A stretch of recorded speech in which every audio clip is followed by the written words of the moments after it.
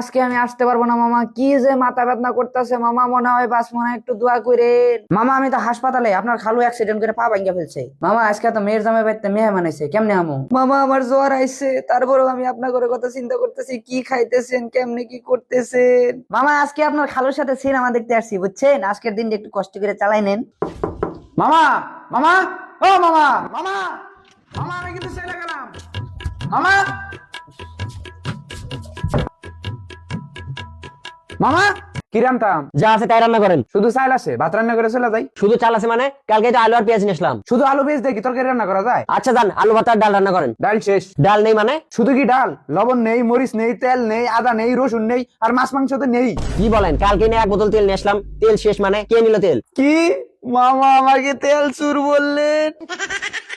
আরে আরে, আমি আপনার চোর বললাম কখন? আজব।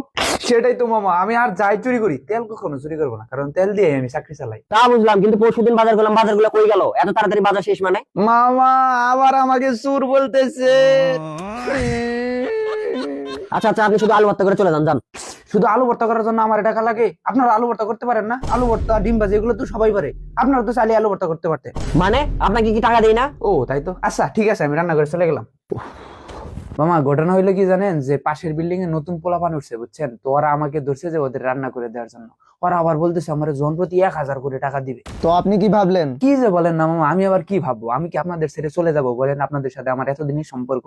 দেখেন যা ভালো মনে করেন। তাহলে কি করব মামা, ওদের ওখানে চলে যাব? হ্যাঁ চলে যান। কি যে বলেন না মামা, আপনার আমার সন্তানের মতো, আপনাদের ছেড়ে আমি কিভাবে যাই? তাহলে থাকেন। হ্যাঁ আমি তো আছি, এক কাজ করেন আর 200 টাকা বাড়াই দেন।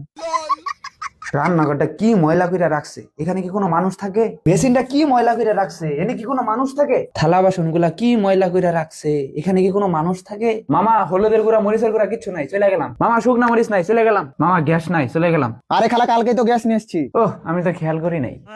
মামা আপনার জুতাগুলা দেখলাম খুব ময়লা হয়ে আছে, একদম ময়লা হয়ে গেছে। এই খালা কি বলেন? আমি তো জুতো কিনছি, কাল কিনে শুধু একবার পরে বাইরে গেছি। কি বলেন? মনে হইতেছে 100 বছর আগে জুতাগুলা কিনছেন। কোনো গুয়ে ডুয়ে পারা মারছিলেন নাকি?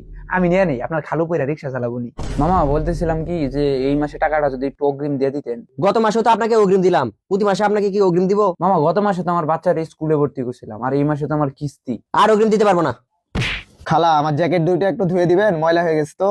মামা আমাকে দেখি কি কাজের মেয়ে আমাকে দেখি কি দাসী মনে হয় আপনার, যে আমাকে দিয়ে যা ইচ্ছা তাই করিয়ে নিবেন? হ্যাঁ, আপনাদের রান্না করে দেই বলে কি আমার কোনো সম্মান নেই? আচ্ছা বুঝলাম, দিবনি আপনাকে, সম্মানে দিবনি, 100 টাকা দিবনি। মামা শুধু কি জ্যাকেট দুইটাই দিব নাকি প্যান্ট গুলাও ধুয়ে দিব? প্যান্ট গুলা দেখলাম ময়লা হয়ে গেছে, ধুয়ে দিই আর 100 টাকা দিয়ে।